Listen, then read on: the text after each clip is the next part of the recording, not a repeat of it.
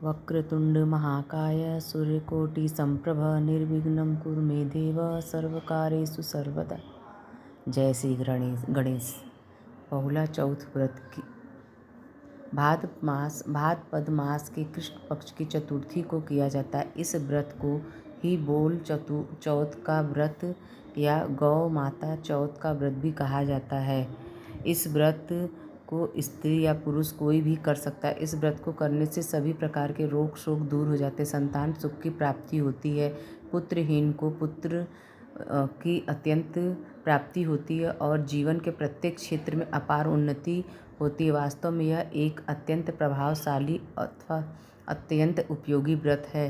पूजन सामग्री: भगवान श्री कृष्ण की मूर्ति या चित्र, लकड़ी का पाटा, लाल रंग का कपड़ा, रोली चावल, दीपक, रुई, धूप, बाती, कपूर, मौसम, धान, सत्तू, मौसम के अनुसार फल, गौ चालीसा आदि। इतने सामान के बाद गणेश जी की कहानी। एक ब्राह्मण था, वह रोज़ सवेरे उठकर गंगा जी नहाने जाता था, आकर गणेश जी की पूजा करता था। उसकी औरत को पूजा अच्छा नहीं लगता था। वह रोज़ ब्राह्मण से कहती, सुबह की पूजा लेकर बैठ जाते हो, मैं घर पर काम काज झाड़ू बुहारू कैसे करूँगी। ब्राह्मण उसकी बात नहीं सुनता। एक दिन ब्राह्मण गंगा जी नहाने चला गया तो पीछे से ब्राह्मणी ने गणेश जी की मूर्ति को छुपा दिया। ब्राह्मण ने आकर पूछा कि मेरी गणेश जी की मूर्ति कहाँ गई। ब्राह्मणी ने कहा, मुझे नहीं मालूम। ब्राह्मण ने खाना पीना छोड़ दिया और कहा, मैं तो पूजा करके खाना खाऊंगा। ब्राह्मणी ने बहुत समझाया कि खाना खा लो, पर ब्राह्मण ने खाना नहीं खाया और रोने लग गया। दोनों को लड़ते लड़ते देखकर गणेश जी की मूर्ति हंस रही तो ब्राह्मणी ने गुस्से में आकर कहा कि गणेश जी की मूर्ति वहाँ पड़ी है। वह उसके बाद ब्राह्मण ने गणेश जी की पूजा करी। मूर्ति ने कहा, मेरी सेवा करते करते बहुत दिन हो गए, कुछ मांगो। ब्राह्मण ने कहा, अन्न मांगू, धन मांगू, जितनी दुनिया में सुख है सारा मांगू। गणेश जी ने ब्राह्मण को सारा सुख, अन्न, धन दे दिया। ब्राह्मण मूर्ति को मंदिर में रखकर पूजा करने लगा। ब्राह्मणी को इतना धन मिलने से उसको भी पूजा करने में श्रद्धा हो गई। वह ब्राह्मण को बोलकर मूर्ति पर घर ले आई और खूब प्रेम से पूजा पाठ करने लगी। हे गणेश जी महाराज, जैसे ब्राह्मण और ब्राह्मणी को सुख दिया वैसे ही सबको देना। बहुला चौथ व्रत की दूसरी कथा। विष्णु जी जब कृष्ण रूप में धरती पर आए तब उनकी बाल लीलाएं सभी देवताओं को भाती थी। गोपियाँ के साथ उनकी रास लीला हो, माखन चोरी हो, इन सभी बातों को से उनका मन मोह लेते थे। कृष्ण जी लीलाओं को देखने के लिए कामधेनु जाति के गाय ने बहुला के रूप में मैं नंद की गौशाला में प्रवेश किया। श्री कृष्ण जी को यह गाय बहुत पसंद आई। वे हमेशा उसके साथ समय बिताते थे। बहुला का एक बछड़ा भी जब बहुला चरने के लिए जाती तब वह उसको बहुत याद करता। एक बार जब बहुला चरने के लिए जंगल में गई, चरते चरते बहुत आगे निकल गई और वह एक शेर के पास जा पहुंची। शेर उसे देखकर बहुत खुश हो गया और शिकार करने की सोचने लगा। तब बहुला डर गई और अपने बछड़े का ख्याल आ रहा था।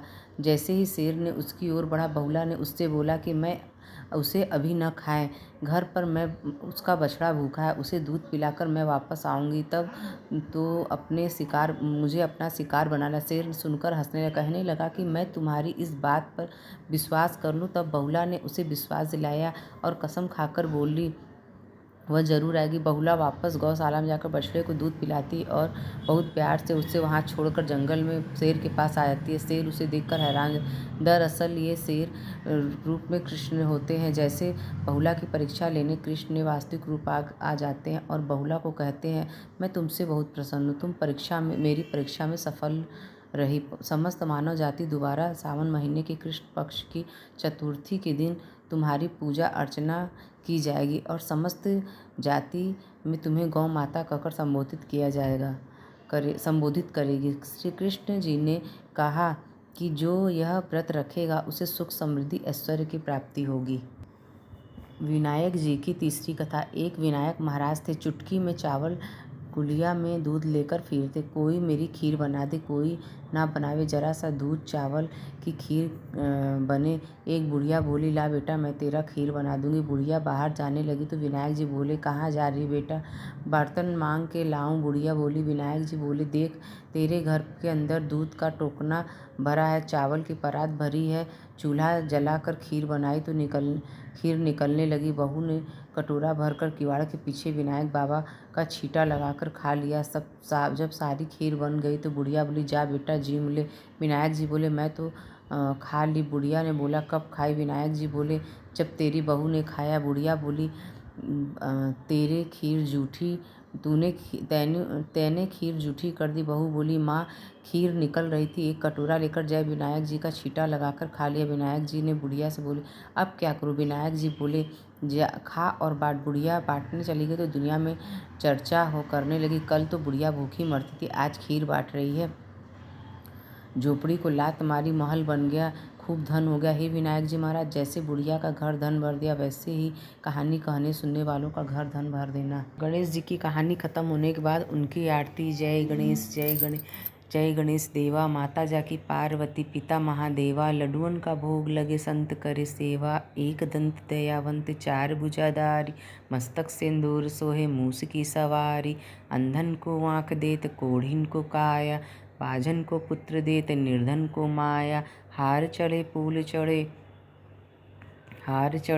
चढ़े और चढ़े मेवा, सब काम सिद्ध करे गणेश जी देवा। जय गणेश जय गणेश जय गणेश देवा, विघ्न विनाशक स्वामी, सुख संपत्ति देवा। पार्वती के पुत्र कहायो, शंकर सुत स्वामी, जानंद गणनायक, संकट सुत स्वामी।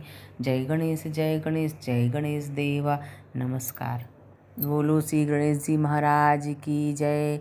जय जय श्री कृष्ण कन्हैया लाल की जय। नमस्कार।